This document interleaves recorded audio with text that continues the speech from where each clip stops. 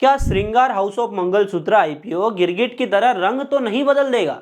क्योंकि पिछले टाइम में जो आईपीओ हमको मार्केट में देखने को मिले थे ना, उसमें जीएमपी तो रहता था भाई 15-20% का, लेकिन आईपीओ खत्म होते होते, लिस्ट होते होते वो 2-3% का ही रह जाता था। तो इसके लिए हमको अच्छे से समझना पड़ेगा कि इसके फाइनेंशियल्स कैसे है, फाइनेंशियल कंडीशन कैसी है, वैल्यूएशन कैसी है, साथ में आईपीओ की जो बेसिक डिटेल्स चाहिए अप्लाई करने से पहले उन सारी चीजों को अपन डीप में समझने वाले हैं, ताकि आपको आने वाले टाइम में अगर आप अप्लाई करो तो कोई प्रॉब्लम्स का सामना ना करना पड़े, सारी चीजें आपको पता रहे।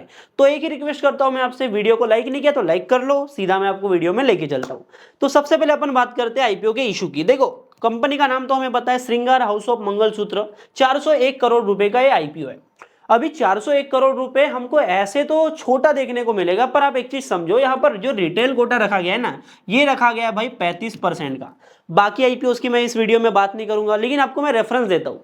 अगर कोई एक आईपीओ है जिसमें 35% का रिटेल कोटा है, साथ में उसके अगेंस्ट एक और आईपीओ खड़ा है जहां पर 10% का ही रिटेल कोटा है, तो अगर ये जो आईपीओ है 10% रिटेल कोटा वाला, अगर ये इस वाले आईपीओ से 3 गुना भी बड़ा है, फिर भी कोई बड़ी बात है नहीं, क्योंकि रिटेलर्स के लिए उतना पोर्शन ही नहीं रखा गया है, ऐसे ही वो कम हो जाएगा। तो वो बात है, 400 करोड़ का तो आईपीओ है, पर यहाँ पर पूरा 35% रिटेलर्स को मिल रहा है। अभी ये कंपैरिजन वीडियो में अपन सारी चीजें फाड़ेंगे, इस वीडियो में इतनी चीजें बताने लग गया तो भाई वीडियो लंबी हो जाएंगी, फिर वही बात है, दिक्कतों का सामना करना पड़ता है मेरे को भी। ठीक है, तो ये 400 करोड़ रुपए जो कंपनी मार्केट से उठा रही है, ये टोटल होने वाला है फ्रेश इशू। फ्रेश इशू का मतलब ये होता है कि कंपनी न्यू शेयर इशू करेंगी, जिससे ओवरऑल पैसा जो है वो कंपनी के पास में ही जाएगा और वो कंपनी की ग्रोथ में लगेगा। अब ये 400 करोड़ रुपए को कंपनी यूज कहां करने वाली है वो भी समझ लेते हैं। तो 400 करोड़ रुपए में से 250 करोड़ रुपए, मतलब 250 करोड़ रुपए कंपनी की वर्किंग कैपिटल में जाएगा, और जो बचा हुआ पैसा है वो जाएगा जनरल कॉर्पोरेट पर्पस में। वर्किंग कैपिटल में मतलब अपने बिजनेस के काम को और बढ़ाने में लगाने वाले, मतलब कुल मिला के सिंपल भाषा में बताओ, जिनको वर्किंग कैपिटल नहीं समझता वो समझ लो कि भाई बिजनेस को एक्सपांड करने में ये काम में आने वाला है। ठीक है, अभी आईपीओ की कुछ इंपॉर्टेंट डेट्स भी देख लेते हैं, जैसे कि 10 सितंबर को ये जो आईपीओ है मार्केट में ओपन होने वाला है। अपन इसमें अप्लाई कर सकते हैं 12 सितंबर तक। आईपीओ की अलॉटमेंट की बात करें, अलॉटमेंट बेसिस क्लियर होने की बात करें, तो 15 सितंबर को इसका अलॉटमेंट का बेसिस क्लियर हो जाएगा, और फाइनली 17 सितंबर के दिन ये जो आईपीओ है श्रृंगार हाउस ऑफ मंगलसूत्र, ये मार्केट में लिस्ट होने वाला है। ठीक है, वैल्यूएशंस के ऊपर आएंगे, इसके लिए अपने को देखना पड़ेगा प्राइस बैंड, एक्चुअल में कितने भाव के ऊपर कंपनी अपने शेयर्स को मार्केट में लेकर के आ रही है।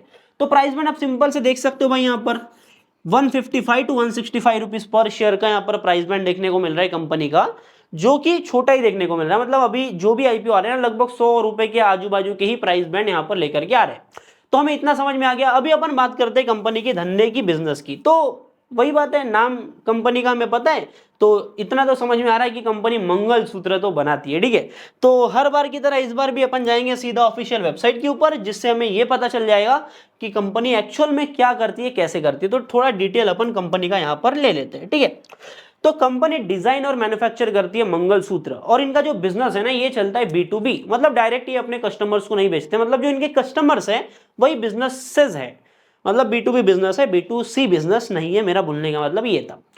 तो ये मैन्युफैक्चर बनाते हैं और अपने क्लाइंट्स को बेचते हैं। अब ये कहाँ कहाँ ये प्रेजेंट है पहले वो समझ लेते हैं। क्लाइंट्स का भी अपन नाम लेंगे, पर पहले अपन समझ लेते हैं कि यहाँ पर इनका जो प्रेजेंस है ये कितना वाइड स्प्रेड किया हुआ है। ठीक है, तो 24 स्टेट्स में ये अवेलेबल है, 24 स्टेट्स में अपने क्लाइंट्स को ये सर्व करते हैं।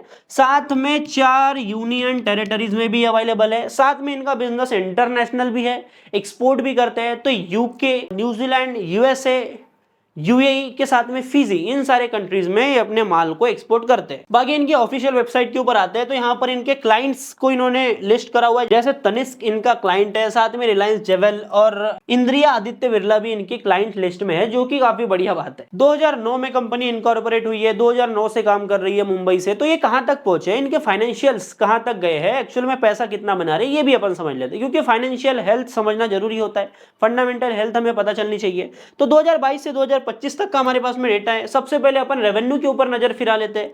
तो 810 करोड़ रुपए का रेवेन्यू किया था 2022 में, 2023 में पहुंचे 950 करोड़ तक, 2024 में पहुंचे 1100 करोड़ तक, और 2025 में पहुंचे 1400 करोड़ तक। तो हमें फाइनेंशियल्स में क्लियरिटी देखने को मिल रही है कि भाई रेवेन्यू कंपनी के हर साल थोड़ा थोड़ा इंक्रीमेंट देखने को मिल रहा है। क्या यही इंक्रीमेंट हमको इसके प्रॉफिट में भी देखने को मिल रहा है? समझ लेते हैं। 20 करोड़, 23 करोड़, 31 करोड़, 61 करोड़, मतलब यहाँ पर तगड़ा हमको प्रॉफिट देखने को मिल रहा है, मतलब अच्छी खासी ग्रोथ हमको सेम प्रॉफिट में भी सेम रेवेन्यू में भी और प्रॉफिट में भी देखने को मिल रही है, और साथ में वही ग्रोथ हमको एसेट्स में भी देखने को मिल रही है। तो फंडामेंटल हेल्थ तो काफी बढ़िया है, ट्रैजेक्टरी ट्रैक्शन काफी बढ़िया है, लेकिन हमें यह भी समझना पड़ेगा कि वैल्यूएशन कैसा है। मतलब वही बात है ना यार, Apple a day keeps doctor away, पर वही एप्पल अगर जो 50 रुपए का होना चाहिए वो 500 रुपए का बिक रहा है तो वो नहीं लेना चाहिए। मतलब वही है, डॉक्टर की सुई ले लो 30 रुपए की, ठीक है। तो अभी तो 61 करोड़ का प्रॉफिट था। एक्चुअल में मार्जिन की बात कर लेते हैं, कंपनी का पैट मार्जिन कितना है। इनका पैट मार्जिन लगभग निकल के आ रहा है 4% के करीब, टू बी प्रिसाइज 4.27% का। यहाँ पर मैं कैलकुलेट नहीं किया, मैंने ऑलरेडी निकाल लिया, ठीक है, इतना कैलकुलेशन नहीं है तगड़ा अपना।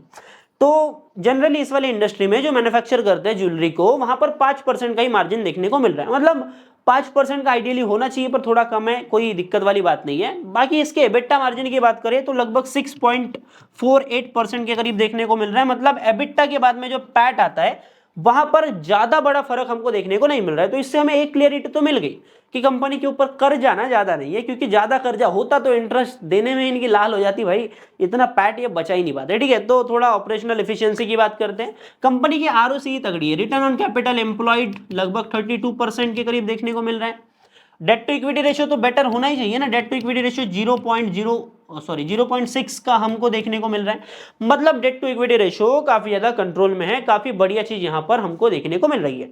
बाकी अपन आते हैं कि जिस वैल्यूएशन के ऊपर 165 रुपए, if I am not wrong, 165 रुपए पर शेयर के ऊपर कंपनी का वैल्यूएशन बन जाएगा 1591 करोड़ रुपए का। ये होता है इनका मार्केट कैपिटलाइजेशन, मार्केट कैप। तो इस मार्केट कैप को डिवाइड कर देंगे 61 से, तो ये आपका निकल के आ जाएगा लगभग 26 का इनका प्राइस टू अर्निंग रेशियो निकल के आ रहा है। बाकी ये तो पी रेशियो हो गया। बाकी मार्केट कैप टू सेल्स का रेशियो आप देखोगे तो 1400 करोड़ की तो सेल है, 1500 करोड़ का इनका मार्केट कैप है, तो इनका मार्केट कैप टू सेल्स का रेशियो लगभग 1.1 का हमको देखने को मिल रहा है। मतलब मार्केट कैप टू सेल्स का रेशियो इतना अट्रैक्टिव है कि मतलब क्या ही बोलूं मैं। बाकी इनका पैट मार्जिन काफी ज्यादा कम है, 5%, जो कि इंडस्ट्री वाइज होता ही है, और इस इंडस्ट्री को इतना अच्छा मार्केट कैप टू सेल्स का रेशियो नहीं मिलता, क्योंकि पी रेशियो काफी ज्यादा ऊपर हो जाता है। अगर ये रिटेलर्स होते, ठीक है, जैसे टाइटन की तरह, तो उनको वैल्यूएशन मार्केट ज्यादा देता है, पर एक्चुअल में ये मैन्युफैक्चरर्स है तो इनके पास में उतना मार्जिन नहीं होता, छोटे मार्जिन के ऊपर काम करना पड़ता है। तो वैल्यूएशन लगभग 1.5 के मार्केट कैप टू सेल्स के रेशियो की ही ऐसी कंपनीज को देखने को मिलती है, जो कि बिल्कुल नॉर्मल है। कुल मिला के मेरा बोलने का मतलब यह है कि 1:1 का मार्केट कैप टू सेल्स का रेशियो देखने में तो बढ़िया लगता है, पर एक्चुअल में कंपनी किस कैटेगरी से आती है, कैसा काम करती है, क्या धंधा है, वो भी समझना पड़ता है। तो इस वाले सेक्टर में 1:1.5 का मार्केट कैप टू सेल्स का रेशियो बेटर माना जाता है। मतलब इनकी वैल्यूएशन ऑन पॉइंट है, 26 का पी रेशियो साथ में बढ़िया देखने को मिल रहा है। मार्केट इसको प्रीमियम कितना दे रहा है वो समझ लेते हैं। 165 रुपए पर शेयर इनका भाव है आईपीओ के लिए, 25 रुपए पर शेयर इनका चल रहा है GMP, grey market premium. Percent wise अपन निकालते तो लगभग 15% के करीब देखने को मिल रहा है। अब ये 15% जीएमपी, मतलब जो मेरा वीडियो रेगुलर देखते हैं उनको पता है कि एक सेफ जोन है, लेकिन ये सेफ जोन है until and unless market condition खराब ना हो। तो देखो अभी के टाइम पर तो ये अप्लीकेबल है, अगर 10-12 तारीख तक मार्केट कंडीशन खराब होती है, जिसके चांसेस काफी ज्यादा कम है। अभी जो सिनारियो देखो, आने को न्यूज कुछ भी आ सकती है, तो वहां पर अपन कुछ नहीं बोल सकते, पर अभी जो कंडीशन देखने को मिल रही है, मार्केट कंडीशन मजबूत है, सॉलिड है, और इसी कारण यहां पर हमको एकदम से 3 आईपीओ 10 तारीख से आते हुए दिखाई दे रहे हैं। और अगर मार्केट कंडीशन और सुधरती है और ये वाला आईपीओ बोल लो, अर्बन कंपनी का आईपीओ बोल लो, सक्सेसफुल रहते, तो और आईपीओ हमको मार्केट में आते हुए दिखेंगे। मेरा काम क्या है भाई, अपन चीरफाड़ एनालिसिस करेंगे, तीनों को ही रैंक करेंगे, किस आईपीओ में अप्लाई करना चाहिए नहीं करना चाहिए वो भी पता करेंगे, साथ में जितने आईपीओ मार्केट में आ रहे हैं सबका रिव्यू कर देंगे। तो चैनल को सब्सक्राइब भी कर लो, ठीक है। बाकी मेरे पास में अपडेट मिलती कहां से आईपीओ की, स्कैनेक्स से। स्कैनेक्स पे जाओ, डिस्क्रिप्शन में लिंक है, आईपीओ वाले सेगमेंट में आओ भाई, कोई भी न्यूज देख सकते हो। पर किसी कंपनी का नाम लिख दो, पूरा काला चिट्टा, profit, revenue, P ratio, PB ratio, दुनिया भरे का एनालिसिस सब निकल के आ जाएगा। बाकी मैं आपकी हेल्प भी करूंगा एनालिसिस करने में। चैनल को सब्सक्राइब करो, वीडियो को लाइक करो, एक प्यारा सा कमेंट कर लो। मिलता हूं आपसे अगले नए वीडियो में। बाय बाय, टाटा, जय हिंद, जय भारत।